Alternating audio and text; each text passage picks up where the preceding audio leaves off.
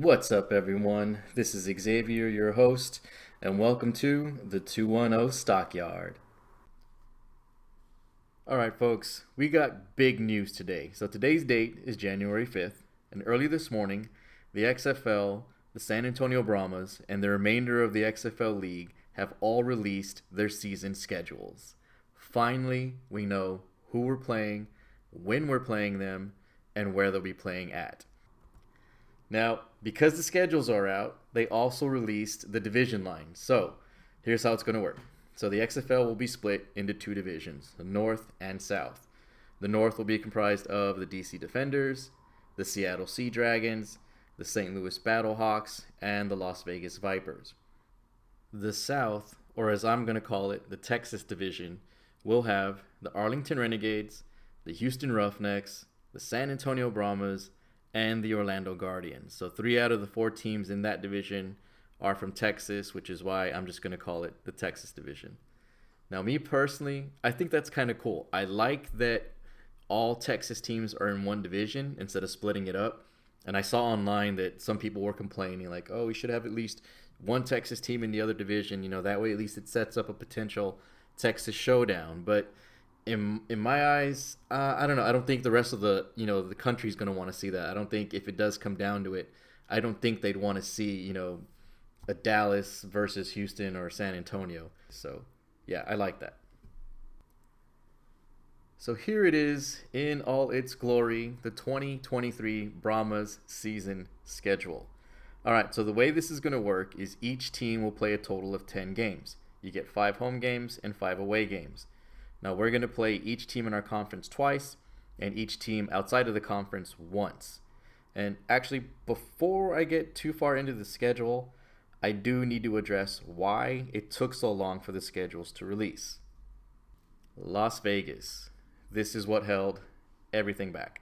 So the XFL, when they announced the teams, announced logos, colors, cities, and stadiums, except for Las Vegas. They did not have the venue solidified, so they weren't sure where they were going to play.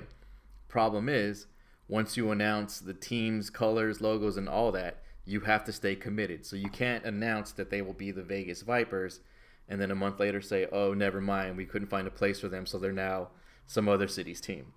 So the venue for Vegas is what held everything back. And the only reason why I'm even bringing this up or talking about this is because I do follow a lot of media outlets and a lot of fan pages online. And of course, I do see all the comments, on all the posts, and a lot of it can be or is negative, unfortunately. And specifically with this situation, I saw fans already saying, or I don't even know why I call them fans, I'd see trolls already saying, like, oh, the league's going to fail, it's not going to do good, like Vegas doesn't even have a stadium yet, they don't even have schedules, and there's less than 2 months away. So all the negative I saw, so I just want to address that. And the reason why it took Vegas so long is because the venue wasn't as easy to secure as they had hoped. So here's what they were working with. Option 1, Allegiant Stadium. Now, as you can see, this is where the Raiders play. This is where they call home. And there's 2 obvious problems with this. 1, it's too expensive. And 2, it's too big. So pretty much right out the gate, that's out of the question. Second option, Sam Boyd Stadium. This was the original stadium and home of UNLV. This was also the original home for the 2001 Vegas Outlaws during that XFL season. The problem with this, though, is it has a no-compete clause, so they can't compete against Allegiant Stadium or the new UNLV Stadium.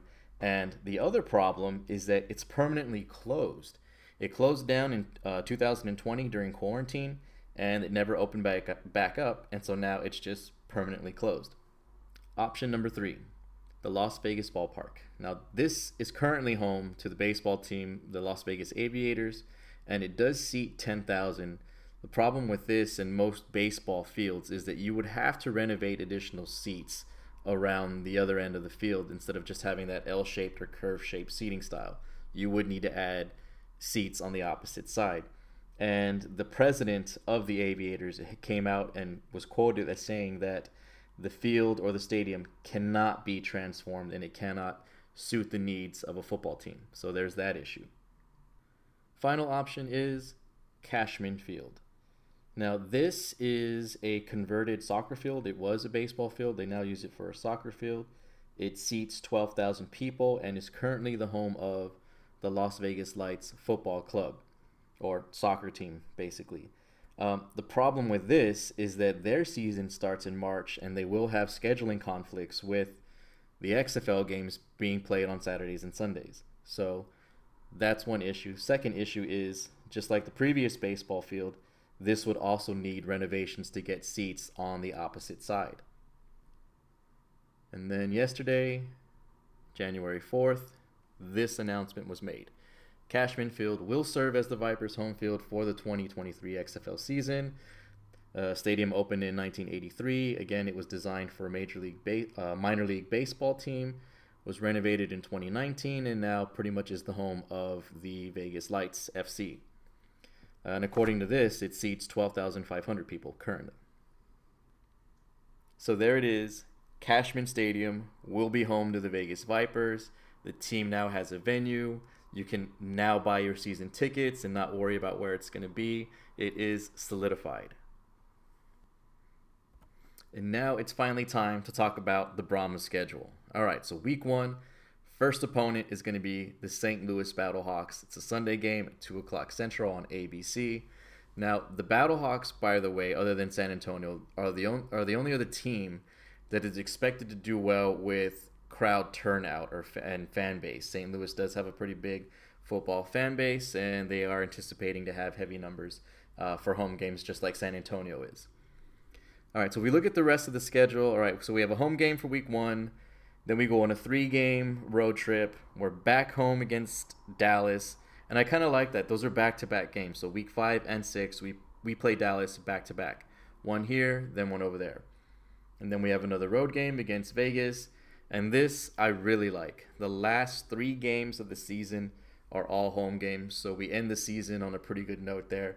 And we actually end it on a very good note because week 10, April 22nd, against DC, that's actually Fiesta week. So real quick, if you're not from San Antonio and you don't know, we have our own, I guess you would call it, version of Mardi Gras, but it's not as crazy or wild, but it's called Fiesta. And Fiesta this year, or in 2023, will be from April 20th to April 30th, which leaves week 10 as our Fiesta game. So yes, we get football during Fiesta. That's never happened, and I hope we go crazy that game. If you were looking at the graphic while I was talking, you may have noticed that you see some pretty major networks there. There's ABC and so on. So let's take a look at the broadcasting partners that the XFL has announced. We have ESPN, ABC, FX, and Disney. Well, because Disney's part of the ESPN network, so you kind of have to list them. But yes, that is what I call the Rock effect. Because of his connections, these are now the XFL broadcast partners. And if you don't have any of those services, all games will be available and streamed on ESPN Plus, so you will have to get a subscription to that, but it's still pretty cool that you can watch all the games on ESPN Plus. All right, and I'm going to do a quick run through of the season-wide schedule. So week 1, game starts Saturday. The very first game will be the Vipers and the Renegades, so Vegas versus Dallas, and ABC picked that up.